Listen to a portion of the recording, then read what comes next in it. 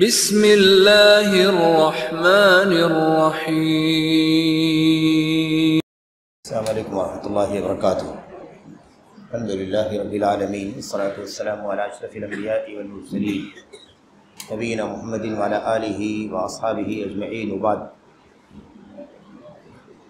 يقول اللہ سبحانہ وتعالی: اعوذ باللہ من الشیطان الرجیم، یا اہل الکتاب لا تغلوا فی دینکم ولا تقولوا علی اللہ الا الحق۔ قال النبی صلی اللہ علیہ وسلم: لا تطرونی كما اطرت النصارى ابن مریم، انما انا عبد فقولوا عبد اللہ ورسولہ۔ قال النبی صلی اللہ علیہ وسلم: احثوا فی وجوہ المداحین التراب۔ وقال النبی صلی اللہ علیہ وسلم: لمن قال یا سیدنا وابن سیدنا، قال علیکم بتقواکم لا یستہوینکم الشیطان، انما انا عبد اللہ ورسولہ فقولوا عبد اللہ ورسولہ، او کما جاء عن نبی صلی اللہ علیہ وسلم۔ اللہ تبارک و تعالیٰ کے فضل و کرم سے، اس کی توفیق سے، ہم نے آپ نے پچھلے درس سے اس موضوع پر گفتگو کرنا شروع کیا ہے کہ توحید کی اصل نعمت اور دولت کے بعد شرک کی شروعات کب سے ہوئی، کیسے ہوئی۔ پہلا مسئلہ آپ کے سامنے یہ آیا تھا، شرک کیسے آیا، شرک کی شروعات کیسے ہوئی، شرک کے پھیلنے کا سبب کیا ہے، اور اس بارے میں آپ کے سامنے یہ بات آئی تھی کہ سب سے پہلے جو شرک پھیلا ہے، اس کا جو سبب ہے، اس کی جو وجہ ہے، وہ ہے صالحین اور نیک لوگوں کی شانوں میں غلو کرنا۔ آج انشاءاللہ تبارک و تعالی ہم اور آپ شرک کے دنیا میں، امت میں پھیلنے کے اسباب کے سلسلے کی دوسری بات، دوسرا سبب کہ امت میں شرک کیوں پھیلا، شرک پھیلنے کا دوسرا سبب کیا ہے۔ اور یہ سبب بظاہر آپ کو ایسا محسوس ہوگا، عام سی بات ہے، اور ہمارے اور آپ کے سماج میں، سوسائٹی میں، ہمارے اور آپ کے معاشرے میں بہت عام سا مسئلہ بن گیا ہے۔ وہ مسئلہ ہے کسی کی تعریف کرنے میں حد سے زیادہ تجاوز کرنا، تعریف کرنا۔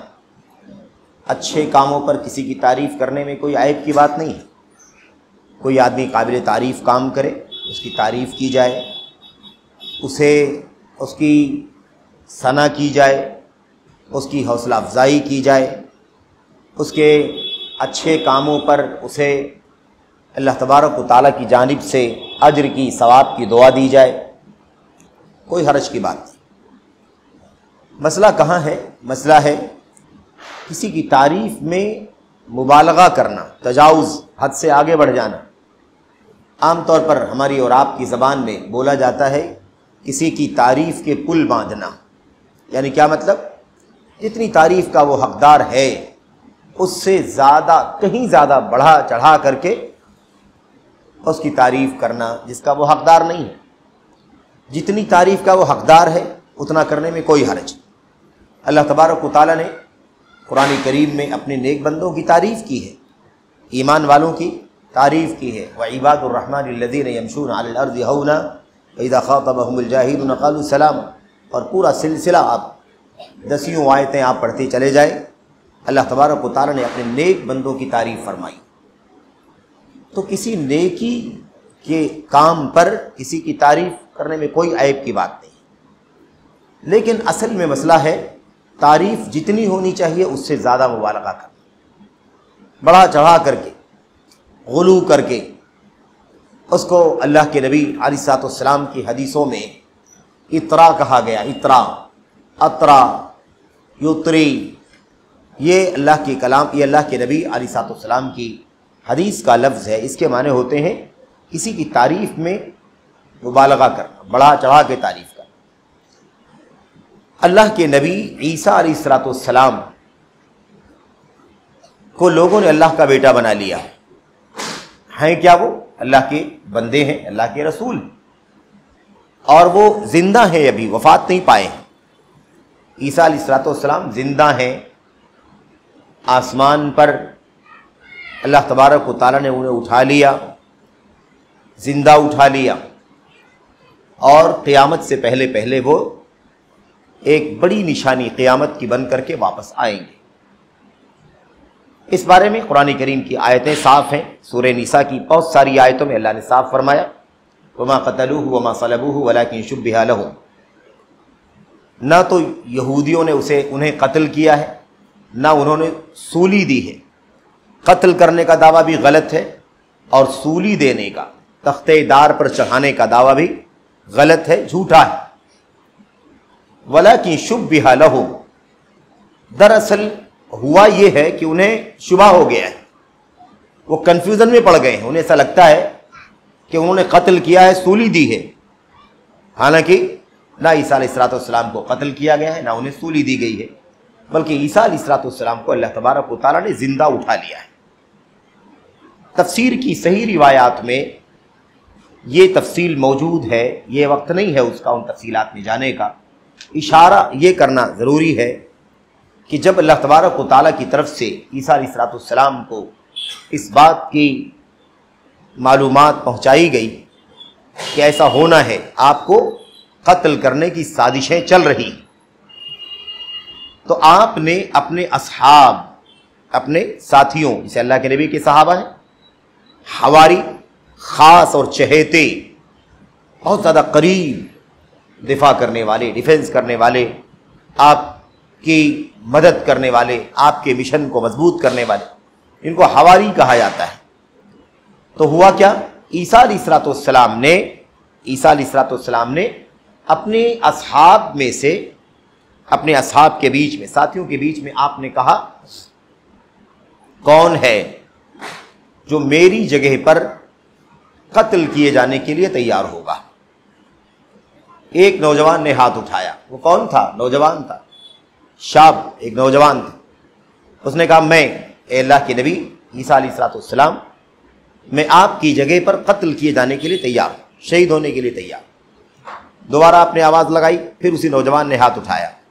عیسیٰ علیہ السلام کو جو بھی اللہ کی طرف سے ہدایت رہی ہوگی اس کے مطابق اللہ کے نبی عیسیٰ علیہ السلام نے اس کے ہاتھ اٹھانے پر منظوری نہیں دی۔ پھر آپ نے اعلان کیا کون ہے جو میری جگہ پر اس کام کے لیے تیار ہوگا؟ تو عیسیٰ علیہ السلام کے ساتھیوں میں سے، آپ کے اصحاب میں سے ایک دوسرے نوجوان نے ہاتھ اٹھایا۔ عیسیٰ علیہ السلام نے منظوری دے دی کہ ٹھیک ہے، یہ ذمہ داری تم ادا کرو گے۔ اب مسئلہ یہ کہ قتل کس کو کرنا تھا؟ عیسیٰ علیہ السلام۔ اب نوجوان کو قتل ہونا ہے عیسیٰ علیہ السلام کی جگہ پر، تو نوجوان الگ ہے، عیسیٰ علیہ السلام الگ ہیں، آپ کی شکل و صورت الگ ہے، اس کی شکل و صورت الگ ہے، تو ظاہر ہے کہ قتل کرنے والے کس کو قتل کریں گے؟ عیسیٰ علیہ السلام کو۔ عیسیٰ تو ہے نہیں، تو اللہ کے نبی عیسیٰ علیہ السلام کی شباہت اس کی شکل پر ڈال دی گئی۔ اللہ کے نبی عیسیٰ علیہ السلام کی صورت جو ہے وہ اس نوجوان کے چہرے پر ڈال دی گئی، یعنی اللہ تبارک و تعالیٰ کی طرف سے ایسا ہوا کہ اس کی شکل کو جب کوئی دیکھے تو عیسیٰ علیہ السلام کی طرح بالکل اس طرح سے واقعہ پیش آیا، اور ہوا یہی کہ اللہ تبارک و تعالیٰ نے عین اس وقت جب وہ یہودی قتل کرنا چاہتے تھے، اس وقت عیسیٰ علیہ السلام کو آسمان پر اٹھا لیا، اور روایتوں میں ہے، تفسیر کی روایتوں میں، یہ چھت جو ہے یہ شق ہو گئی، پھٹ گئی، یعنی راستہ نکل گیا، اور عیسیٰ علیہ السلام اٹھا لیے گئے، اور ان کی جگہ پر انہی کے ہم شکل بنا دیے گئے نوجوان امتی صحابی عیسیٰ علیہ السلام کے، یہودیوں نے انہیں قتل کر ڈالا۔ اور اسی وقت سے آج تک یہودی یہ سمجھتے آ رہے ہیں کہ ہم نے کس کو قتل کیا ہے؟ عیسیٰ علیہ السلام کو قتل کیا ہے، حالانکہ عیسیٰ علیہ السلام کو قتل نہیں کیا۔ وَلَكِنْ شُبِّهَ لَهُمْ، ان کے سامنے شباہت بنا دی گئی، شکل بنا دی گئی، عیسیٰ علیہ السلام کی تشبیہ، یعنی انہی کی شکل دوسرے شخص کو دے دی گئی اور اسے قتل کیا گیا۔ دوسری آیت پہ اللہ نے فرمایا بَرَّفَعَهُ اللَّهُ إِلَيْهِ، اللہ تبارک و تعالیٰ نے عیسیٰ علیہ السلام کو اپنی طرف اٹھا لیا۔ بہرحال بات یہ کر رہا تھا میں آپ سے کہ عیسیٰ علیہ السلام اللہ کے بندے ہیں، اللہ کے رسول ہیں۔ عیسیٰ علیہ السلام بھی انسانوں میں سے ایک انسان ہے، ماں باپ سے ہم اور آپ پیدا ہوئے ہیں۔ عیسیٰ علیہ السلام کو اللہ تبارک و تعالیٰ نے بغیر باپ کے پیدا فرمایا ہے۔ یہ خصوصی اعجاز ہے، خصوصی معجزہ ہے اللہ تبارک و تعالیٰ کی طرف سے کہ اللہ تعالیٰ نے بغیر باپ کے، اور یہ بات اس سے پہلے بھی ہم عرض کر چکے ہیں آپ کے سامنے، یہی سچائی ہے۔ قرآن کریم کی آیات میں بار بار، سورہ نساء کی آیات میں صاف صاف اللہ نے فرمایا کہ عیسیٰ علیہ السلام اللہ تعالیٰ کے بندے ہیں، اس کے رسول ہیں، اس کا کلمہ ہے، یعنی اس کے کلمہ کن سے پیدا ہونے والے ہیں۔ وروح منہ، اور عیسیٰ علیہ السلام اللہ تبارک و تعالیٰ کی جانب سے روح ہے، یعنی اللہ تعالیٰ نے جیسے ہم سب لوگوں کے اندر روح ڈالی ہے، ایسے اللہ تعالیٰ کی جانب سے روح جو ہے وہ عیسیٰ علیہ السلام کے اندر بھی ڈالی گئی، اور عیسیٰ علیہ السلام زندہ ہو گئے، اپنی ماں حضرت مریم علیہ السلام کے بطن سے پیدا ہوئی۔ تو اللہ کے بندے اور رسول ہیں۔ اب عیسائیوں نے کیا کیا؟ عیسائیوں نے ان کی تعریف میں غلو کیا، ان کی تعریف میں غلو کیا۔ اگر نبی کہتے، رسول کہتے، بندے کہتے تو کوئی مسئلہ نہیں ہو، لیکن ان کو صبر نہیں تھا کہ کیسے ان کو صرف بندہ کہا جائے، کیسے ان کو صرف رسول کہا جائے، کیسے ان کو صرف ہے نا اللہ تبارک و تعالیٰ کا بندہ کہا جائے۔ صبر نہیں کیا انہیں کیا کہا؟ انہوں نے کہا کہ عیسیٰ علیہ السلام کی جب باپ نہیں ہے تو پھر کون ہے وہ؟ کس کے باپ، کس کے بیٹے ہیں؟ باپ نہیں ہے تو کس کے بیٹے ہیں؟ باپ ہوتے تو ان کے بیٹے ہوتے۔ اب چونکہ عیسیٰ علیہ السلام کے باپ نہیں ہے لیکن ماں سے پیدائش ہوئی ہے، ان لوگوں نے ان کی تعریف اور شان کو بڑھاتے ہوئے کیا کہہ دیا؟ ہو نہ ہو باپ کون ہے؟ اللہ تبارک و تعالیٰ۔ عیسیٰ علیہ السلام کو اللہ کا بیٹا بنا دیا۔ اب یہ عیسیٰ علیہ السلام کی شان، ان کے مقام، ان کی تعریف میں کیا کر دیا؟ مبالغہ کر دیا۔ نبی ہونا، بندہ ہونا، رسول ہونا، یہ شان ہے، یہ مقام ہے، لیکن ان لوگوں نے کیا کیا؟ ان لوگوں نے یہ جو مقام اللہ نے عطا فرمایا تھا، اس مقام پر راضی نہ ہوئے، بلکہ ان کے مقام کو اور بڑھانے کے لیے ان کو کیا درجہ دے دیا؟ عیسیٰ علیہ السلام اللہ تبارک و تعالیٰ کے بیٹے۔ اب اسی بات کو اللہ کے نبی علیہ السلام نے فرمایا، اپنے بارے میں مخاطب کر کے فرمایا، لا تطرونی کما اطرت النصارى ابن مریم۔ دیکھو امت محمد کے لوگوں، تم لوگ میری تعریف میں حد سے زیادہ مبالغہ مت کرنا۔ میری تعریف کرو، جتنی تعریف مجھے اللہ نے عطا فرمائی اتنی تعریف۔ میں اللہ کا بندہ ہوں، میں اللہ کا رسول۔ بندہ ہونا، کوئی بندہ ہونا، کس کا بندہ ہونا؟ اللہ کا بندہ ہونا، یہ کوئی بے عزتی کی بات نہیں ہے، شان کی بات ہے۔ کس کا غلام ہیں ہم اس اللہ کے بندے ہیں، اس اللہ کے غلام ہیں، سب کا خالق، مالک، مدبر، منتظم ہے، ہم اس کے غلام ہیں۔ تو اللہ تبارک و تعالیٰ جو بادشاہوں کا بادشاہ ہے، ہم اگر اس کے غلام ہیں، اس کے بندے، کون سے عیب کی بات، اس سے بڑی شان کیا ہو سکتی ہے کہ ہم اللہ تبارک و تعالیٰ کے بندے ہیں، اس کے غلام ہیں۔ اب عیسیٰ علیہ السلام یا دیگر انبیاء بندہ ہونے کے ساتھ ساتھ کیا ہے؟ رسول بھی، نبی ہیں، رسول ہیں، اللہ تعالیٰ کے بندے بھی ہیں، اور اللہ تعالیٰ نے اپنے بندے کو اپنی رسالت کا، اپنی نبوت کا مقام اور منصب عطا فرمایا ہے۔ یہ ایک بہت بڑا مقام ہے۔ تو بندگی اور رسالت، اس سے اونچا شرف نہیں ہے، اسی لیے اللہ تبارک و تعالیٰ نے اپنی سب سے زیادہ مقرب بندوں کو بندگی کے ساتھ ساتھ رسالت اور نبوت عطا فرمائی ہے، بندگی کے ساتھ نبوت اور رسالت عطا فرمائی ہے۔ تو اللہ کے نبی نے عیسائیوں کی طرف اشارہ کیا، اور آپ نے کیا فرمایا؟ لا تطرونی، اے میری امت کے لوگوں، تم لوگ میری تعریف میں آگے مت بڑھنا، میری تعریف اور بڑھا کے اور بڑھا کے اور بڑھا کے، ایسا ہرگز میری تعریف میں تم مت مبالغہ کرنا۔ کما اطرت النصارى ابن مریم، جیسا کہ عیسائیوں نے، نصارہ نے عیسیٰ ابن مریم کی تعریف میں حد سے زیادہ تجاوز کیا ہے، غلو کیا ہے، حد سے آگے بڑھ گئے۔ اطراء کے معنی کیا ہوتے ہیں؟ اطراء کے معنی ہوتے ہیں تجاوز فی المدح، تعریف میں غلو کرنا، تعریف میں بہت زیادہ آگے بڑھ جانا۔ تو میری تعریف میں تم حد سے آگے مت بڑھنا، جیسے عیسیٰ علیہ السلام کے ماننے والوں نے عیسیٰ علیہ السلام کی تعریف میں حد سے تجاوز کیا، یہاں تک کہ انہیں بندگی اور رسالت سے اٹھا کر اللہ تبارک و تعالیٰ کے بیٹے ہونے کے مقام پر بٹھا دیا۔ دیکھا کیوں؟ اس لیے کہ اگر بندگی سے نکالیں گے، اگر آدمی بندہ نہیں ہے تو بندہ نہیں ہے تو کیا ہے؟ وہ بندہ نہیں ہے تو کیا ہے؟ بھئی اللہ تبارک و تعالیٰ خالق ہے، مالک ہے، اور ہم سب کے سب کیا ہیں؟ سارے کے سارے بندے ہیں اللہ تبارک و تعالیٰ کے، غلام، اور ساری چیزیں اللہ تعالیٰ کی مخلوق ہیں۔ اب اگر بندہ نہیں مانتے ہیں ہم، تو مانتے کیا ہیں، بولتے کیا ہیں؟ بندے سے نیچے اگر لائیں گے تو کیا کہیں گے؟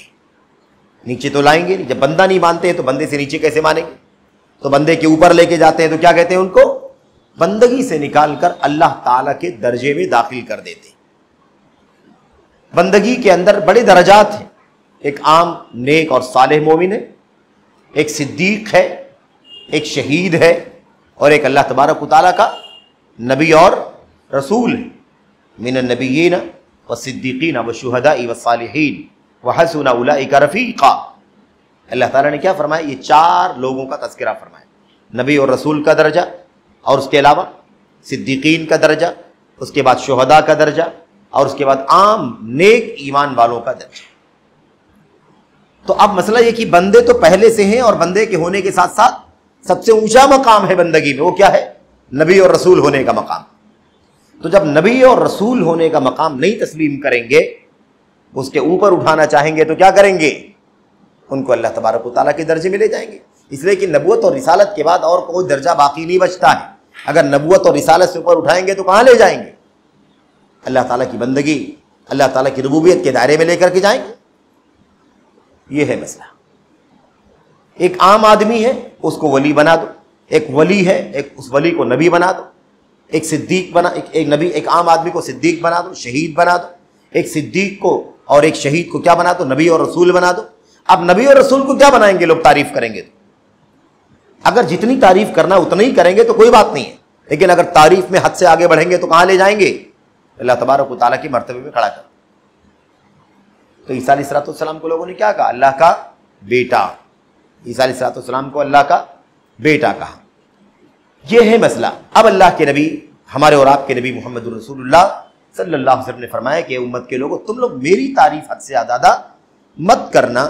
جیسے عیسائیوں نے عیسیٰ علیہ السلام کی حد سے زیادہ تعریف کی تو انہیں بندگی اور رسالت کے مقام سے اوپر اٹھا کر اللہ تبارک و تعالیٰ کا بیٹا بنا دیا۔ اب اللہ کا بیٹا بنایا، تسلی کر لی کہ ہم نے عیسیٰ کا مقام اونچا کر دیا ہے، لیکن یہ بھول گئے کہ ہم نے عیسیٰ کا مقام اونچا کیا ہے تو اللہ کا مقام گھٹا دیا ہے۔ اگر کوئی اللہ تبارک و تعالیٰ کو کہے کہ اللہ تعالیٰ کا بیٹا ہے اور اللہ کو باپ کہے، تو یہ باپ اور بیٹے کا معاملہ کہاں ہے؟ انسانوں میں ہے کہ نہیں ہے؟ انسانوں میں ہے، جناتوں میں ہے، جانوروں میں، حیوانات میں، چرند میں، پرند میں، کیڑے مکوڑوں میں۔ تو یہ تو مخلوق کی طرح ہم نے اللہ تبارک و تعالیٰ کو بنا دیا۔ یہ پیدا ہونا ہے نا، ولادت ہونا، باپ ہونا، بیٹا ہونا، ماں ہونا، بیوی ہونا، شوہر ہونا، یہ سارے معاملے کہاں ہیں؟ اللہ تعالیٰ کے بندوں کا مسئلہ ہے یہ۔ اب اگر ہم نے، کسی نے، عیسائیوں نے جیسے کہہ دیا عیسیٰ علیہ السلام کے بارے میں کہ اللہ کے بیٹے ہیں، اب وہ خوش ہو گئے کہ ہم نے عیسیٰ کا مقام بڑا اونچا بنا دیا، لیکن اللہ کا مقام گھٹا دیا کہ نہیں گھٹا دیا؟ اللہ کو کیا بنا دیا؟ اللہ تبارک و تعالیٰ کو انسانوں کی طرح، جانوروں کی طرح، نعوذ باللہ، مخلوقات کی طرح بنا دیا کہ جیسے مخلوقات میں اولاد، باپ، ولادت، والد، والدہ، یہ سب چلتا ہے، ایسے کہاں بنا دیا؟ اللہ تبارک و تعالیٰ کے بارے میں بھی وہی بات کہی۔ اللہ نے صاف فرمایا لم یلد ولم یولد، نہ تو اللہ نے کسی کو جنا ہے نہ وہ جنا گیا ہے، نہ وہ جنا ہے، نہ اس نے جنا ہے، نہ وہ جنا گیا ہے۔ یعنی کیا مطلب؟ نہ وہ کسی کا باپ ہے، نہ کسی کی اولاد۔ وَلَمْ يَكُنْ لَهُ كُفُوًا أَحَدٌ، کوئی بھی اللہ تبارک و تعالیٰ کی برابری کرنے والا نہیں، اس کا ہمسر، ہم پلہ، اور اس کے برابری کا، اس کے مقابلے کا کوئی نہیں۔ یہ اللہ تبارک و تعالیٰ کا مقام کس کو دے دیا؟ عیسیٰ علیہ السلام کو دے دیا۔ دیکھا یہ کیا ہے؟ اس کو کہتے ہیں تعریف میں، شان میں بڑھوتری، غلو کر کے اوپر اٹھا دینا۔ اللہ کے نبی صلی اللہ علیہ وسلم نے یہ حدیث تو ہو گئی آپ کے ساتھ۔ دوسری حدیث ہے، اللہ کے نبی علیہ السلام نے اپنے صحابی کو، اپنے ساتھی کو، صحابہ کرام سامنے تھے، کسی نے آپ کے ادب میں، آپ کے احترام میں، آپ کے مقام اور آپ کی شان کو بیان کرنے میں، جیسے آج بہت سارے لوگ نعت کی مجلسیں قائم کرتے ہیں۔ کس کی مجلسیں؟ نعت کی مجلسیں۔ نعت نعت کے معنی تعریف کرنے کے ہوتے ہیں، تعریف کرو۔ اللہ کے نبی صلی اللہ علیہ وسلم کا جو مقام ہے وہ تعریف کرنے میں کوئی عیب کی بات نہیں، لیکن نعت کی مجلسوں میں اتنی تعریف ہوتی ہے کہ دائرے نبوت اور رسالت سے باہر نکال کر کے الوہیت اور ربوبیت کے مقام پر کھڑا کر دیا جاتا، اتنی تعریف ہوتی ہے، یہ مبالغہ ہے۔ اللہ کے نبی علیہ السلام کے سامنے کسی صحابی نے کیا کہا؟ صحابی نے کہا یا سیدنا وابن سیدنا، آپ تو ہمارے سردار ہیں، آپ تو ہمارے سردار ہیں اور آپ ہمارے سردار کے بیٹے ہیں۔ سردار ہیں، سردار کے بیٹے ہیں، یعنی کیا مطلب؟ آپ ہمارے آقا ہیں اور آقا کے بیٹے ہیں۔ سید کے معنی سردار کے ہوتے ہیں، سرور کہتے ہیں نا، سرور کائنات، سید کونین جسے کہا جاتا ہے، دنیا اور آخرت یعنی زمین اور آسمان اور دنیا اور آخرت کے آپ کون ہیں؟ آپ سردار۔ کیا مطلب؟ مطلب یہ کہ آپ کا مقام ساری مخلوق میں سب سے زیادہ اونچا اور بلند، آپ جیسا مقام والا کوئی دنیا میں ہے نہیں۔ انا سید ولد آدم ولا فخر، میں اولاد آدم میں سب کا کیا ہوں؟ اولاد آدم کا سردار ہوں، اور یہ اللہ کی طرف سے مجھے سعادت ملی ہے، کوئی فخر کی بات نہیں۔ تو آپ اللہ کے نبی صلی اللہ علیہ وسلم نے اپنی زبان سے فرمایا کہ میں کیا ہوں؟ میں سردار ہوں، میرا مقام اونچا ہے، لیکن کوئی فخر کی بات نہیں ہے، اللہ تعالیٰ کی طرف سے شرف اور سعادت کی بات ہے۔ تو آپ سید الخلق تو ہیں، لیکن آپ نے اپنی تعریف میں یہ بات کہلانا گوارا، کیونکہ اللہ کی توحید میں شرک نہ گھس جائے، اللہ کی توحید میں شرک نہ گھس جائے، یہاں سے کوئی راستہ نہ نکل جائے کہ شرک پیدا ہو جائے۔ اللہ کے نبی علیہ السلام نے فوراً، جیسے آپ نے سنا کہ مجھے کیا کہہ رہے لوگ، یا سیدنا وابن سیدنا، اے میرے سردار، اے ہمارے سردار، اے ہمارے سردار کے بیٹے، یعنی آپ بھی سردار ہیں، آپ کے باپ بھی سردار تھے، اس طرح سے لوگوں نے کہا۔ اب اللہ کے نبی صلی اللہ علیہ وسلم نے فوراً تنبیہ کر دیا، آپ نے ڈانٹا، اور آپ نے کیا فرمایا؟ ایھا الناس علیکم بتقواکم، اے لوگو اپنے تقوی کو لازم پکڑو۔ کیا بول رہے ہو؟ اپنے تقوی کو لازم پکڑو، کیا بول رہے ہو؟ میری تعریف پہ تم یہ کیوں کہہ رہے ہو؟ اللہ تبارک و تعالیٰ نے مجھے انسانیت کا سردار بنایا ہے، لیکن اللہ کا سے ڈرو، اللہ کا تقوی اختیار کرو۔ ایسا نہ ہو کہ یہ جو تعریف کا تم کام کر رہے ہو، اس تعریف کو شیطان اچک لے اور اس کے بعد تمہیں بہکا دے، بھٹکا دے، اور تم میری اتنی تعریف کرنے لگو کہ مجھے اللہ کے دائرے میں کھڑا کر، مجھے اللہ تبارک و تعالیٰ کے مقام پر، ربوبیت اور الوہیت کے مقام پر کھڑا کر دو، ایسا نہ ہو جائے۔ تو اللہ کے نبی نے کیا فرمایا تھا اس موقع پر؟ آپ نے فرمایا تھا علیکم بتقواکم، اپنے تقوی کو لازم پکڑو، لا یستہوینکم الشیطان، شیطان تمہیں بہکا نہ دے، بھڑکا نہ دے۔ اور پھر آپ نے کیا فرمایا تھا؟ انما انا عبد فقولوا عبد اللہ ورسولہ، میں اللہ کا بندہ ہوں، اس لیے تم مجھے اللہ کا بندہ اور اس کا رسول ہی کہا کرو۔ نمبر 2۔ نمبر 3، تیسری روایت میں اللہ کے نبی علیہ الصلوۃ والسلام نے اپنے صحابہ کو فرمایا، آپ نے فرمایا لا ترفعونی فوق منزلتی التي انزلنی اللہ علیہ، اللہ تبارک و تعالیٰ نے مجھے جو مقام عطا فرمایا ہے، مجھے جو درجہ اللہ نے عطا فرمایا ہے، تم مجھے اس مقام سے، اس درجے سے اوپر مت لے جاؤ، اس درجے کے اندر، اس مقام کے اندر تم تجاوز مت کرو، غلو مت کرو، مبالغہ آرائی مت کرو، جو مقام اللہ نے مجھے عطا فرمایا وہ مقام دو۔ اب اللہ کے نبی کا مقام کیا ہے؟ اب اللہ کے نبی ہیں، اللہ کے رسول ہیں، خاتم الرسول ہیں، خاتم الانبیاء ہیں، سید الرسول ہیں، سید الانبیاء ہیں، سید الخلق ہیں، تمام اولاد آدم کے سردار ہیں، آپ آخری نبی ہیں، آپ کے بعد کوئی نبی آنے والا نہیں ہے، آدم سے لے کر آخری فرد بشر تک قیامت کے دن آپ کے جھنڈے تلے ہوگا۔ آدم فمن دونہ، آدم اور جو آدم سے نیچے ہیں، یعنی آدم کے بعد والے ہیں، سب کے سب تحت لواء یوم القیامہ، قیامت کے دن میرے جھنڈے تلے ہوں گے۔ یہ مقام ہے۔ سب سے پہلے ہم نے آپ نے پڑھا اللہ کے نبی علیہ الصلوۃ والسلام کی قبر پھٹے گی، سب سے پہلے اللہ کے نبی کی قبر پھٹے گی، سب سے پہلے آپ نکلیں گے اپنی قبر سے، اور اس کے بعد اللہ کے نبی علیہ الصلوۃ والسلام جنت کا دروازہ کھٹکھٹائیں گے، ہے نا، دستک دیں گے دروازے، جنت کے دروازے پر، اور پھر خازن جنت رضوان نامی جنت کا خازن، داروغہ جس کو ہم کہتے ہیں، داروغہ جنت، وہ پوچھے گا آپ کون ہیں؟ تو اللہ کے نبی فرمائیں گے کہ میں محمد ہوں صلی اللہ علیہ وسلم۔ تو داروغہ جنت خازن رضوان نامی کیا کہے گا؟ کہے گا انت الذی قیل لی اللہ افتح لاحد قبلک، مجھے آپ کے بارے میں اللہ کی طرف سے حکم دیا گیا ہے کہ آپ سے پہلے کسی اور کے لیے جنت کا دروازہ مت کھولو۔ یہ آپ کا مقام ہے، لیکن اللہ کے نبی نے کیا فرمایا؟ میری تعریف کرنے کے لیے بیٹھو تو حد سے مبالغہ۔ مسئلہ کیا ہے؟ آپ سردار ہیں، لیکن آپ نے تعریف کرنے پر تنبیہ اس لیے کیا کہ شیطان بہت جلدی بھٹکا دیتا ہے، بہکا دیتا ہے۔ اللہ کے نبی کا مسئلہ نہیں کہ آپ سردار نہیں ہیں، لیکن مسئلہ یہ کہ سردار سے اوپر اٹھا کر کے شیطان تمہیں گمراہ کرے گا اور مجھے اللہ تبارک و تعالیٰ کے درجے میں، رب کے درجے میں، معبود کے درجے میں رکھ دے۔ یہ خطرہ ہے، اس لیے تم مجھے کیا کرو؟ مجھے میرے درجے سے اوپر نہ لے جاؤ، میری تعریف کر کے مجھے میری شان میں غلو مت کرو، مبالغہ مت کرو، مجھے جو مقام دیا گیا ہے اللہ کی طرف سے اسی مقام پر رکھو۔ ایک موقع پر نبی کریم صلی اللہ علیہ وسلم، عید کا موقع تھا، ہے نا، عید کا موقع تھا، عید کے موقع پر بھی دف بجانا جائز، دف بجانا۔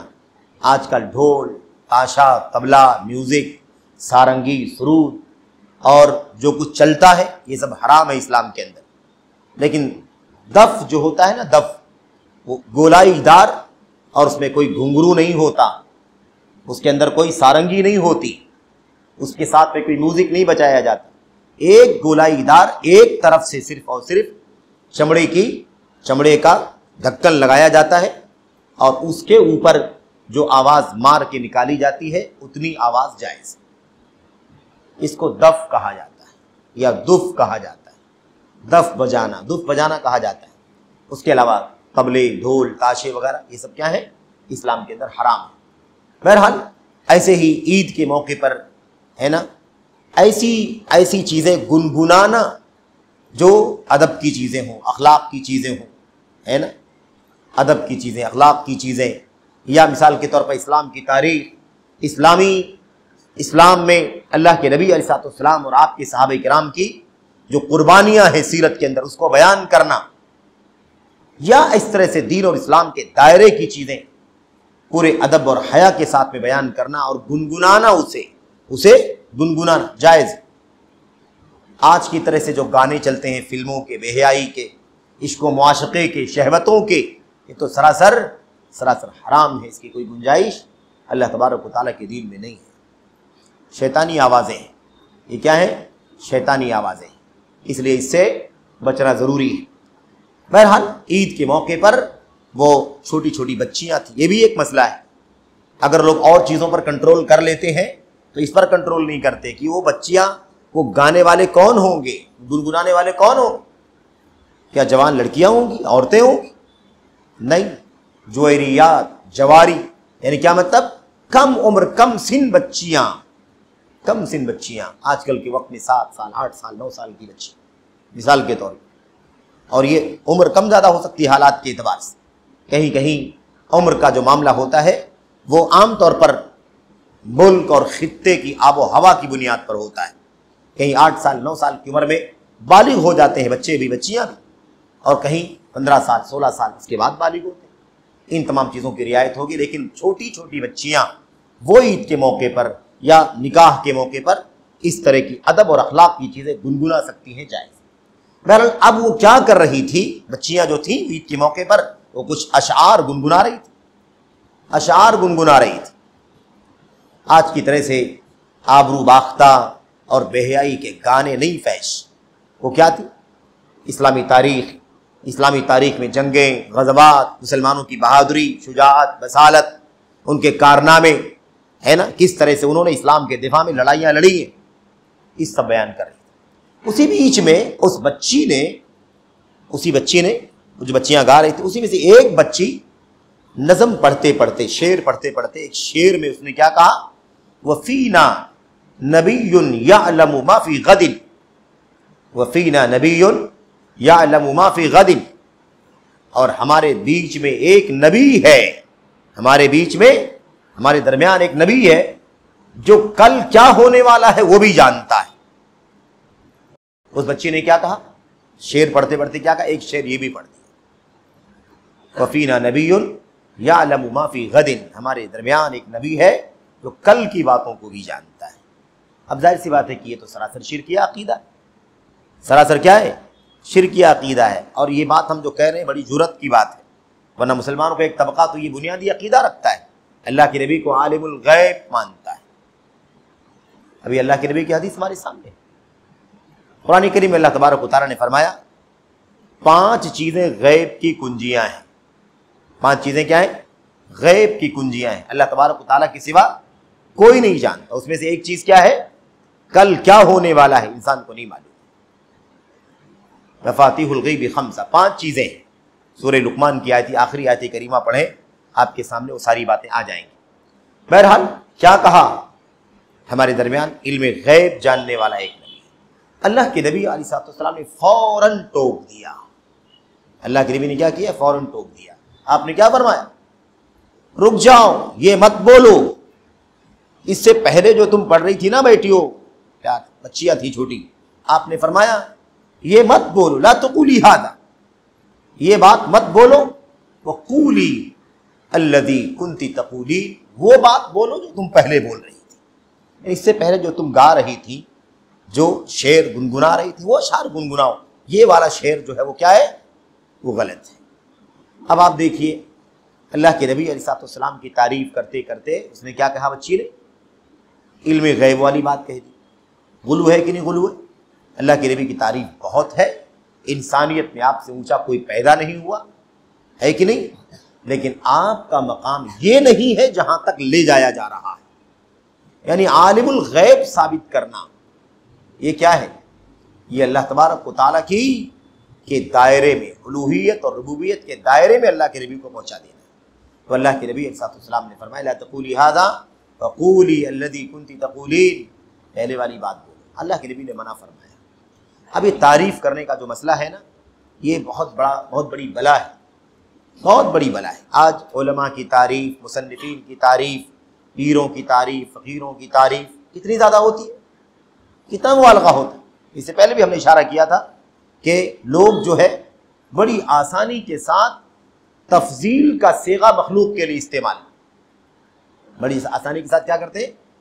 افعل التفضیل کا صیغہ کس کے لیے استعمال کرتے ہیں؟ اللہ کے علاوہ۔ افعل التفضیل سمجھتے ہیں؟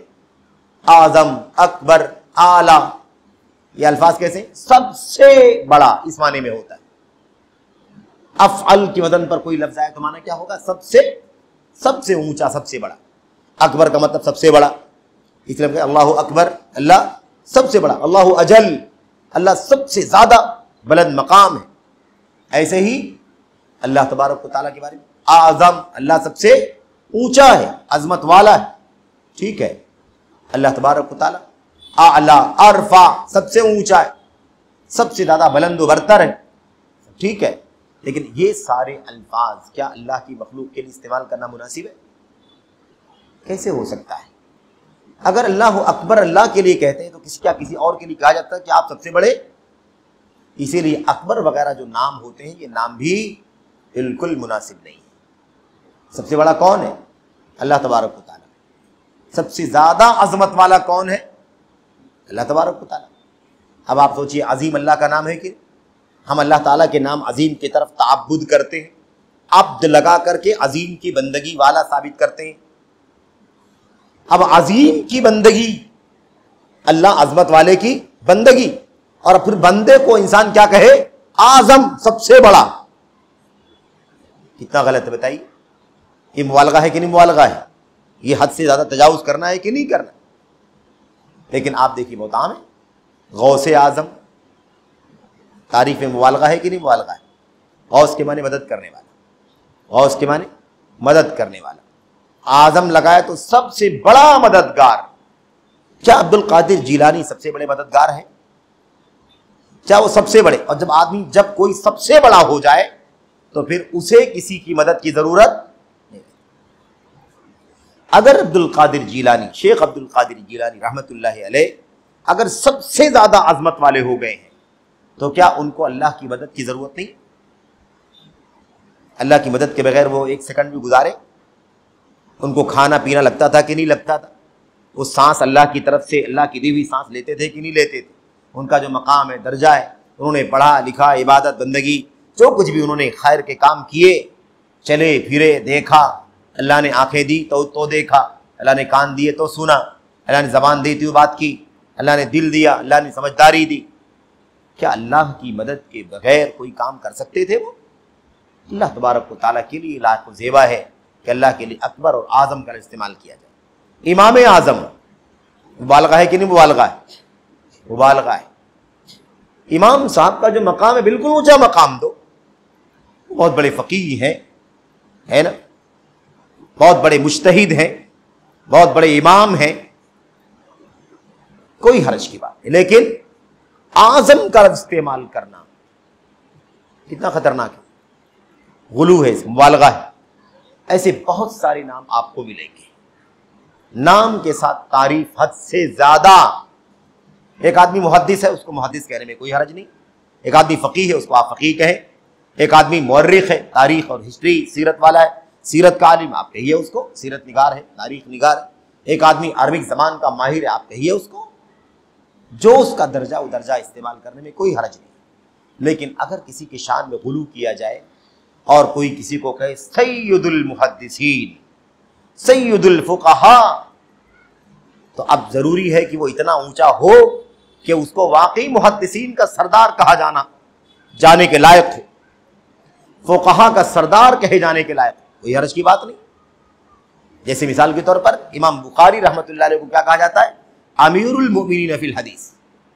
حدیث میں مسلمانوں کے امام، امیر، سب سے اونچا مقام ہے. محدثین کی فہرست میں سب سے اونچے مقام پر حضرت امام بخاری رحمۃ اللہ علیہ. کوئی حرج کی بات بولیں آپ. لیکن تجاوز کرنا، آج مثال کے طور پر کسی کو کہا جاتا ہے مجدد، مجدد اسلام، اسلام کا مجدد، اسلام کا مجدد، یعنی اسلام میں خرابی آئی، بگاڑ آیا، فساد آیا، شرک آیا، بدعت آیا، انحراف آیا، گمراہی آئی. اب اس کی تجدید کرنے والا ہے کون؟ کسی کے نام کے ساتھ کیا استعمال کیا جاتا ہے؟ مجدد، دین کو رینیو کرنے والا. اب اگر واقعی ایسا ہو تو کوئی حرج کی بات نہیں، کیونکہ اللہ کے نبی نے فرمایا ہے کہ اللہ تعالیٰ ہر 100 سال پر ایک ایسا یا ایک سے زیادہ ایسے لوگوں کو پیدا کرتا ہے جو امت کے دین کو رینیو کرتے ہیں. بہت دن سے شرک آ گیا، بدعت آ گئی، گمراہیاں آ گئیں، غلط چیزوں کو صحیح سمجھ لیا گیا، اسلام کے خلاف چیزوں کو اسلام بنا لیا گیا. تو ان گندگیوں سے کیا کرنا؟ اسلام کو صاف ستھرا کرنا، اسلام کو کھرا اور نتھرا بنانا. اللہ تعالیٰ کا وعدہ ہے کہ ہر 100 سال پر اللہ تعالیٰ ایسے لوگوں کو پیدا کرتا ہے. لیکن ضروری ہے نا کہ واقعی وہ شرک صاف کرنے والا ہو، توحید لانے والا ہو، سنت لانے والا ہو، بدعت صاف کرنے والا ہو، گمراہی ہٹانے والا ہو، ہدایت کا راستہ دکھانے والا ہو، لوگوں کو خیر کی دعوت دے، شر سے بچائے، اللہ کی تقوی کی، اللہ کی رضا کی، آخرت میں حساب کتاب جواب دہی کی، یہ باتیں تلقین کرنے والا ہو. دنیا داری، حکومت، سیاست اور ہے نا حرص، ہوس، لالچ، مادہ، اس کی طرف لگانے والا نہ ہو. اگر حقیقت میں وہ اس مقام کا ہو اور اس کو اگر کہا جائے مجدد تو کوئی حرج کی بات نہیں. لیکن آج مبالغہ ہو رہا ہے کہ نہیں ہو رہا ہے؟ ایسے لوگوں کو بھی مجدد کہا جا رہا ہے جن کے یہاں خالص توحید کا علم بھی نہیں، خالص توحید کا علم بھی نہیں، خالص توحید نہیں جانتے، بنیاد بھی نہیں جانتے اللہ تبارک و تعالیٰ کے دین کی کہ وہ کیا ہے. خالص توحید اللہ تبارک و تعالیٰ کے دین کی بنیاد ہے. توحید کا معنی بھی نہیں جانتے ہو کہ توحید کیا چیز، لا الہ الا اللہ کا معنی نہیں معلوم صحیح کیا ہے، الگ الگ معنی کوئی لے کے چلتا ہے. اور ایسے لوگوں کو کیا کہا جاتا ہے؟ مجدد. اب اگر دین کو رینیو کر رہا ہے تو رینیو کرنے کا مطلب کیا ہوتا ہے؟ پہلے والے پرانے والے کو ہٹانا، اس کو نیا نیا بنا دینا، یہی تو معنی ہوتا ہے رینیو کرنے کا. تو پرانے کو ہٹایا، نیا لایا تو کیا لایا؟ خالص توحید نہیں ہے، بگڑی ہوئی توحید ہے تو بگڑی ہوئی توحید لے آئے، سنت نہیں ہے تو بدعت لے آئے. یہ مسئلہ ہے. تو گمراہی پھیلانے والوں کو بھی کیا کہہ رہے ہیں لوگ آج کل تعریف کرتے ہوئے؟ اس کو مجدد کہتے ہیں. مجدد ایک آدمی ترجمہ قرآن اگر لکھ دے، مختلف علماء کے ترجموں کی مدد کر کے اگر مدد سے ترجمہ لکھ دے تو اس کو لوگ مترجم، اس کو لوگ مفسر قرآن کہتے ہیں۔ ایک آدمی حدیث کی کتاب کا ترجمہ کر دے، لوگ اس کو محدث کہتے ہیں۔ ایک آدمی کتابوں سے جمع کر دے تو اس کو ایسا اونچا نام دیتے ہیں کہ اس مقام کا کوئی نہیں ہوتا۔ مبالغہ نہیں ہونا چاہیے، جو جس درجے کا مقام کا ہے اسے مقام دیا جائے۔ اب اس سلسلے میں بہت ساری باتیں ہیں، ایک بات دو بات مجھے خاص طور پر ذکر کرنی ہے، پھر بات میں ختم کر دوں گا، لمبی بات نہیں کرنی ہے، بات لمبی ہو جاتی ہے۔ تعریف کرنے کی بات ہے، تعریف کرنے میں مبالغہ یہ چیز خطرناک ہے، اور یہی چیز کہاں لے جاتی ہے انسان کو پھر اس کی جس کی تعریف ضرورت سے زیادہ کی جا رہی ہے اس سے لوگوں کی عقیدت بڑھتی ہے، محبت بڑھتی ہے، پھر اس کو لوگ پھر امام اور عالم سمجھنے کے بجائے ایسا ٹریٹ کرتے ہیں جیسے کون ہو وہ، جیسے کوئی نبی ہو۔ نبی کی بات کو ماننا ہے، انکار نہیں کرنا ہے، ایسے ہی ٹریٹ کرتے ہیں۔ اس امام کی بات کو ماننا ہے، اس کی بات سے ہٹنا نہیں۔ یہ تعریف کرنے کا، بیجا تعریف کرنے کا نقصان ہوتا ہے۔ ایسا ثابت کیا جاتا ہے کہ اس امام سے غلطی نہیں ہو سکتی، سمجھ؟ تو یہ کیا ہے؟ مبالغہ ہے، یہ اچھا نہیں ہے۔ اگر آج کوئی کہے کہ چاروں اماموں میں سے کسی نہ کسی امام کی بات کو ماننا ضروری ہے، اور اگر آدمی کسی امام کی بات کو نہیں مانے گا، آزاد رہے گا، تو وہ دین اسلام سے باہر چلا جائے گا۔ تو کس کی بات کو ماننے سے دین کے اندر رہے گا اور کس کی بات کو نہ ماننے سے دین کے باہر جائے گا؟ کس نے بتایا آپ کو کہ فلاں امام کی بات کو نہیں مانے گا تو دین کے باہر چلا جائے؟ تعریف حد سے زیادہ ہو رہی کہ نہیں ہو رہی؟ امام کا یہ درجہ نہیں ہے۔ امام کا درجہ کیا ہے؟ کہ وہ اللہ کی کتاب اور نبی کی سنت کی روشنی میں امت کی اگوائی کرے، امت کی پیشوائی کرے، امت کو سمجھائے بجھائے نصیحت کرے، آگے آ کر کے امت کو کتاب و سنت کی تعلیم، یہ معنی۔ اس لیے اس کو کیا کہتے ہیں؟ امام، عالم، پیشوا۔ لیکن ایسا تو نہیں ہے کہ اس کی بات کو اگر ہم کسی بات کا انکار کر دیں گے اس کی، تو اسلام سے کہاں چلے جائیں گے؟ یہ مسلک کی تعریف، اور مسلک کی تعریف میں حد سے زیادہ مبالغہ، اپنے مسلک کے اماموں کی تعریف میں حد سے زیادہ مبالغہ۔ احناف بھائیوں نے کیا کیا؟ حدیث جھوٹی بنا دی، جھوٹی حدیث گھڑ دی۔ کیا؟ اللہ، کس کے بارے میں؟ اپنے امام کی تعریف میں اور اپنے امام کے مقابلے میں دوسرے امام کی مذمت میں حدیث گھڑ دی۔ کیا کہا؟ سیکون رجل فی ہذہ الامہ ہوا سراج امتی، اور ایک امت میں، اس امت میں ایک ایسا آدمی پیدا ہوگا جو اس امت کا چراغ ہوگا، وہ ابو حنیفہ رحمۃ اللہ علیہ۔ سیکون فی ہذہ الامۃ رجل یقال له ابو حنیفہ ہوا سراج امتی، ایک شخص امت میں پیدا ہوگا جو ابو حنیفہ کا، جسے ابو حنیفہ کہا جائے گا، اور میری امت کا کیا ہوگا؟ وہ چراغ، روشنی۔ ابو حنیفہ کو مانے تو روشنی میں رہو گے، نہیں مانو گے تو اندھیرے میں۔ روشنی ہدایت کا تصور جانتے؟ اگر مانو گے تو ہدایت پر رہو گے، نہیں مانو گے تو گمراہی اور ضلالت پہ رہو گے۔ اب یہ تو اپنا پہلو ہو گیا، دوسرے کی تنقیص بھی کرنا ضروری ہے، اور کہا وَسَيَكُونُ فِي هَذِهِ الْأُمَّةِ رَجُلٌ يُقَالُ لَهُ محمد بن ادریس هُوَ أَشَدُّ هَذِهِ الْأُمَّةِ مِنْ ابلیس، اور اس امت میں ایک آدمی ایسا پیدا ہوگا جس کا نام ہوگا محمد بن ادریس، محمد بن ادریس، اور وہ ابلیس سے بھی زیادہ امت کے لیے خطرناک ہو۔ اور وہ کون ہے؟ ان کا نام کیا ہے؟ محمد بن ادریس، یعنی امام شافعی رحمۃ اللہ علیہ۔ تاریخ یہ مبالغہ ہے کہ نہیں مبالغہ؟ یعنی ایک امتی کو، ایک امام کو، عالم کو ایسے مقام پر رکھنا کہ گویا نبی ہے۔ آپ کو بتاؤں میں، اللہ کے نبی علیہ السلام کو، قرآن کریم کو اللہ تعالیٰ نے قرآن کریم میں کیا کہا ہے؟ نور کہا ہے، روشنی کہا۔ انا کیا ارسلناک شاہدا ومبشرا ونذیرا وداعیا الی اللہ باذنہ وسراجا، ہم نے آپ کو روشن چراغ بنایا ہے، اللہ نے اپنے نبی کو روشن چراغ بنایا ہے، اور احناف بھائی امام ابو حنیفہ کو امت کا چراغ بنا رہے۔ ایک غیر نبی کو نبی بنانے کی کوشش چل رہی کہ نہیں چل رہی؟ یہ مبالغہ ہے، غلو ہے۔ یہ کیوں اسی تعریف کرتے ہو کہ ایک امتی امام کے درجے سے، امتی کے درجے سے اوپر اٹھ کر کے اس درجے میں چلا جائے جو درجہ نبی کا ہے رسول۔ یہ میں مثال بتا رہا ہوں، اگر میں ساری تفصیلات میں اگر جاؤں ایسے واقعات پر تو بہت ساری تفصیلات۔ بہرحال آئیے بات ختم کرتے ہیں۔ ایک دو حدیثیں اللہ کے نبی صلی اللہ علیہ وسلم نے فرمایا تھا احسو، یہ بھی ایک مسئلہ ہے۔ آج بہت سارے لوگوں کی لوگ تعریف کرتے ہیں، زندہ ہے نا، اس کی تعریف ہو رہی ہے، اس کا جو مقام ہے اس کی مقام سے اوپر اٹھایا جا رہا ہے۔ ایک آدمی طالب علم ہے، مدرسے سے پڑھا ہوا ہے نا، درس دیتا ہے، تقریر کرتا ہے، اب اس کو کوئی کیا کہے؟ علامہ کہے۔ کیا کہے اس کو؟ علامہ کہے، محدث کہے اس کو۔ غلو ہے کہ نہیں غلو ہے بھائی؟ اس کو آپ شیخ کہہ لو، مولانا صاحب کہہ لو، عالم صاحب کہہ لو، کوئی بات نہیں، لیکن اگر آپ اس کو آپ علامہ کہے تو جانتے ہیں علامہ کا مقام کتنا اونچا ہوتا ہے؟ علامہ بہت بڑے اونچے مقام کا نام ہے۔ قرآن کریم یاد ہے، حدیثیں یاد ہے نا، حدیثیں فقہ یاد ہے، بس اور اصول فقہ یاد ہے، تفسیر یاد، سب علم ہے، اس بے پناہ علم ہے۔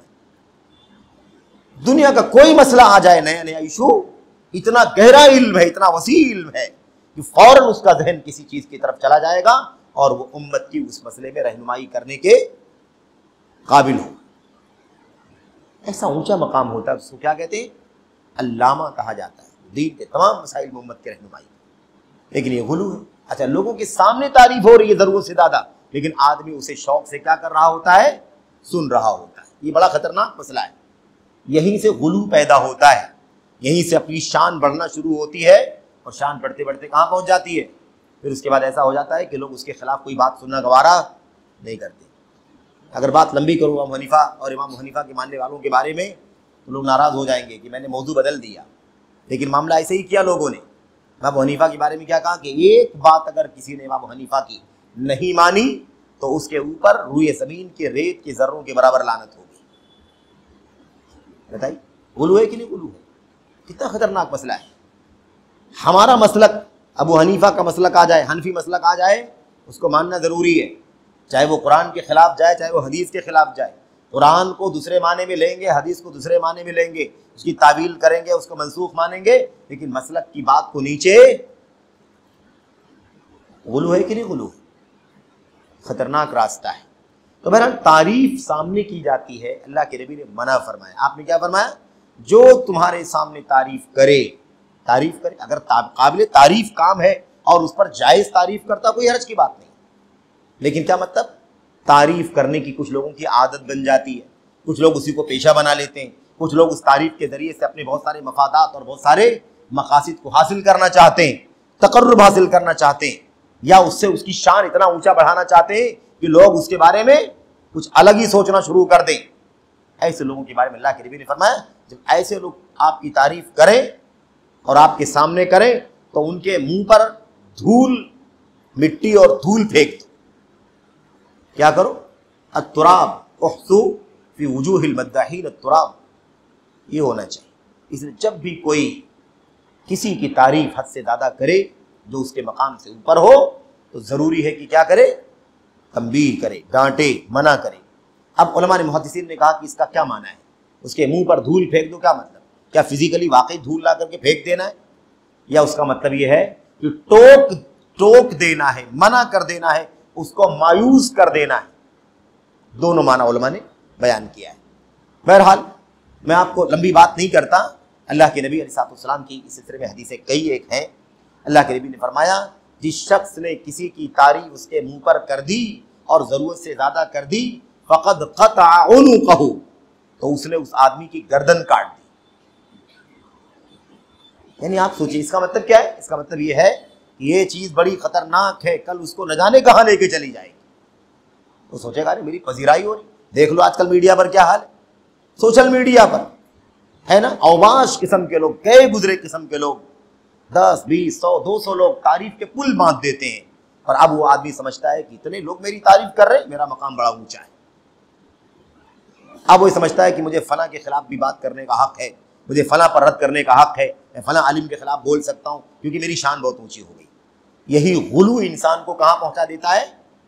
عام انسان سے ولی تک، ولی سے نبی تک، نبی سے رسول تک، اور نبی اور رسول سے اللہ تبارک و تعالیٰ کے مقام تک پہنچا دیتا ہے۔ یہاں سے شرک داخل ہوتا ہے، یہاں سے شرک داخل ہوتا ہے۔ تو ایسے ہی شرک داخل ہوا. شروع میں بات ہو گئی ہے. عیسیٰ علیہ السلام کو لوگوں نے اللہ کا بیٹا بنایا، اسی لیے عیسیٰ علیہ السلام جو اللہ کے بندے ہیں، رسول ہیں، ان کی عبادت ہونے لگی، پوجا ہونے لگی کہ نہیں ہونے لگی؟ شرک آیا. کہاں سے آیا؟ شان بڑھانے کی وجہ سے. ان کی والدہ حضرت مریم اللہ کی صدیقہ بندی ہیں، لیکن ان کی شان میں غلو کیا، ان کی تعریف میں غلو کیا. اور کہاں کہہ دیا؟ کہا کہ وہ ٹرینٹی میں سے ایک وہ بھی ہے، تین مل کے اللہ بنتے ہیں. استغفر اللہ. عیسیٰ، والدہ مریم اور اللہ تبارک و تعالیٰ. اور کبھی کہا عیسیٰ، جبریل اور اللہ تبارک و تعالیٰ. کہیں کہا عیسیٰ، اللہ تبارک و تعالیٰ اور حضرت مریم. کہیں اس طرح سے، یعنی آپس میں علماء نے لکھا ہے کہ عیسائیوں کا بھی اختلاف ہے، اب تک یہ فیصلہ نہیں کر سکے ہیں کہ ان تین میں سے یہ تین ہیں کون ایگزیکٹ. کوئی کسی تین کو، کوئی کسی تین کو، کوئی کسی تین کو مراد لیتا ہے. بہرحال یہ خطرناک مسئلہ ہے، اس لیے تعریف وغیرہ کے بارے میں بہت زیادہ محتاط رہنے کی ضرورت ہے. آخری بات یہ ہے کہ کچھ چیزیں کبھی کبھی ہمارے یہاں بھی رائج ہو جاتی ہیں. ہم بہت زیادہ احتیاط کرتے ہیں، اور احتیاط کرنا ضروری ہے کیونکہ ہم اہل السنت ہیں، اہل الحدیث ہیں. لیکن پھر بھی کبھی کبھی اس طرح کی چیزوں میں ہمیں میرے بھائیو شیطان ڈال دیتا ہے، کبھی شعوری طور پر، کبھی غیر شعوری طور پر. یاد رکھیں کبھی بھی کسی کی تعریف جائز ہونی چاہیے، حد سے زیادہ مبالغہ نہیں ہونا چاہیے. آج کل ہم دیکھتے ہوں گے کہ کسی کی تعریف کے بارے میں، تعریف کرتے ہوئے کسی بہت بڑے عالم، بہت بڑے امام کے بارے میں جب تعریف کی جاتی ہے تو اس کے بارے میں کیا کہا جاتا ہے؟ اللہ تبارک و تعالیٰ اسلام اور مسلمانوں کی طرف سے ان کو جزائے خیر عطا فرمائے. جزاہ اللہ عن الاسلام والمسلمین خیرا. اللہ تعالیٰ ان کو فلاں کو اسلام اور مسلمانوں کی طرف سے جزائے خیر عطا فرمائے. مسلمانوں کی طرف سے چلو ٹھیک ہے، اگر بہت بڑا امام ہے، عالم ہے، سارے مسلمانوں نے فائدہ اٹھایا ہے ان کے علم سے، تو ٹھیک ہے، ان کی طرف سے اللہ ان کو جزائے خیر دے. لیکن اسلام کی طرف سے، اسلام، ہم اسلام سے ہیں کہ اسلام ہم سے ہے؟ اسلام بڑا ہے، ہم اسلام کی نسبت سے ہمیں عزت مل رہی ہے یا ہماری وجہ سے اسلام کی عزت مل رہی ہے؟ میرے بھائیو کیا ہے؟ کتنا خطرناک مسئلہ ہے. اب اسلام کی طرف سے فلاں کو اللہ جزائے خیر عطا فرمائے. اسلام محتاج ہے کسی آدمی کا، اسلام کسی کا محتاج ہے. لیکن عام طور پر یہ چیز کیا ہوتی ہے؟ عام طور پر سب چیزیں عام طور پر لوگوں کے، علماء کے، ہمارے اور آپ کے کی زبانوں پر، ہمارے اور آپ کے قلم پر بھی یہ چیزیں کیا ہوتی ہیں؟ آ جاتی ہیں. یہ بالکل غلط ہے.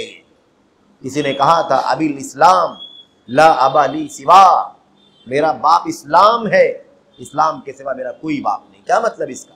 اس کا مطلب یہ ہے کہ اسلام میری عظمت کا راز ہے، میری سربلندی کا راز ہے. مجھے عزت ملی اسلام کے ذریعے سے. جیسے انسان اپنے باپ سے پہچانا جاتا ہے، میرا باپ فلاں تھا، میرا باپ فلاں تھا، میرا باپ فلاں تھا، وہ فلاں بادشاہ کا بیٹا، وہ شہزادہ، وہ شہزادی ہے. اسے لوگ پہچانے جاتے ہیں نا.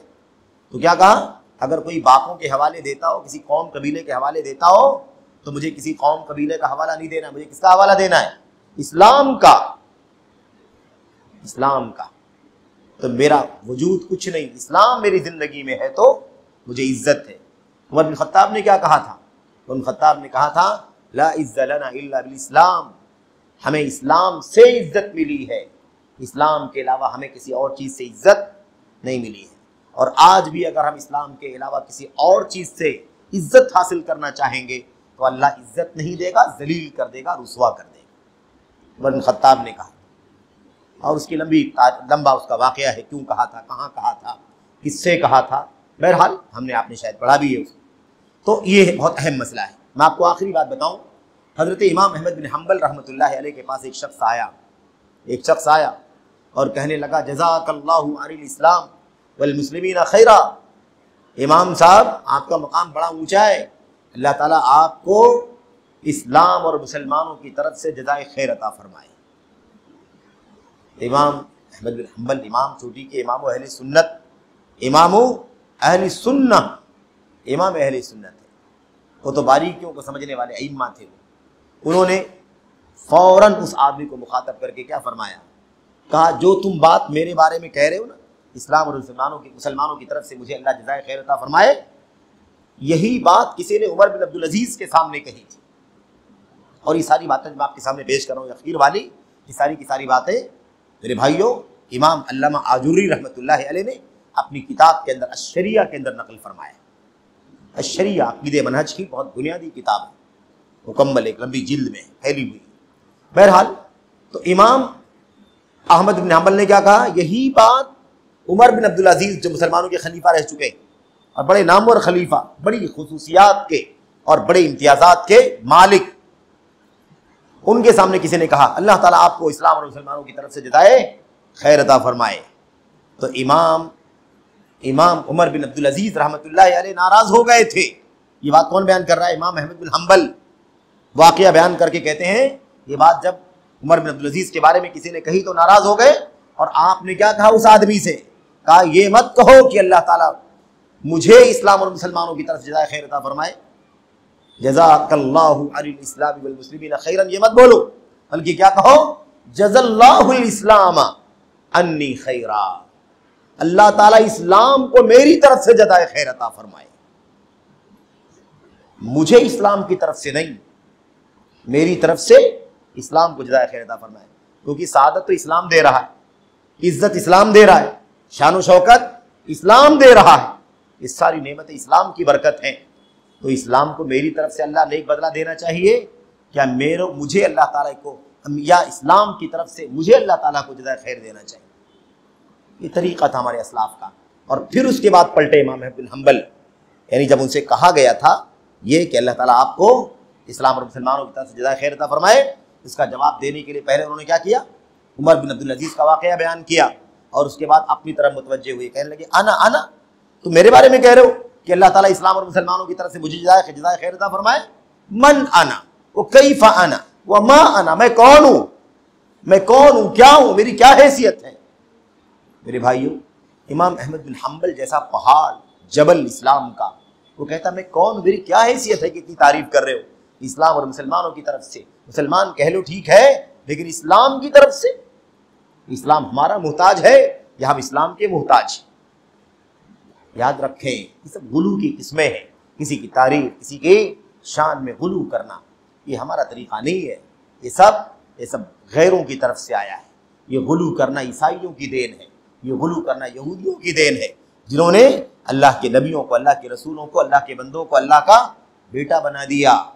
اسی لیے لا تغلو فی دینکم، ایک اور روایت رہ گئی، اللہ کے نبی نے کیا فرمایا تھا؟ ایاکم والغلو فی الدین فانما اہلک من کان قبلکم الغلو فی الدین، اے لوگوں اپنے دین کے معاملے میں غلو کرنے سے، حد سے آگے بڑھنے سے بچو، کیونکہ تم سے پہلے والے لوگ جو تھے دنیا میں، یہودی عیسائی، ان کو غلو کرنے ہی نے ہلاک کیا۔ تو پتہ چل گیا نا کہ غلو کہاں سے آیا ہے؟ غلو پہلے والوں کی طرف سے آیا ہے، یہودی عیسائیوں کی طرف سے، اور یہ ان کے آیا ان کو ہلاک کر دیا۔ ہلاک ہو گئے نہیں ہو گئے؟ مشرک ہو گئے تو ہلاک ہو گئے کہ نہیں ہو گئے؟ تو اللہ کے نبی نے کیا فرمایا؟ تم بھی غلو سے بچنا، ورنہ تم بھی ہلاک ہو جاؤ گے، تم بھی کیا ہو جاؤ گے؟ ہلاک ہو جاؤ گے۔ غلو نے ان کو بھی برباد کیا، تم کو بھی برباد کر دے گا۔ تو یہ دوسرا سبب ہے جس سے شرک پیدا ہوتا ہے، شرک کے اسباب میں سے یہ دوسرا سبب ہے۔ اللہ سے دعا کرتے ہیں کہ اللہ تعالیٰ ہمیں اور آپ کو ان باتوں کو سمجھنے کی توفیق عطا فرمائے، اور مزید جو باتیں انشاءاللہ آگے آئیں گی۔ آمین رب العالمین، صلی اللہ وسلم وبارک علی نبینا محمد وعلی آلہ وصحبہ اجمعین۔ السلام علیکم ورحمۃ اللہ وبرکاتہ۔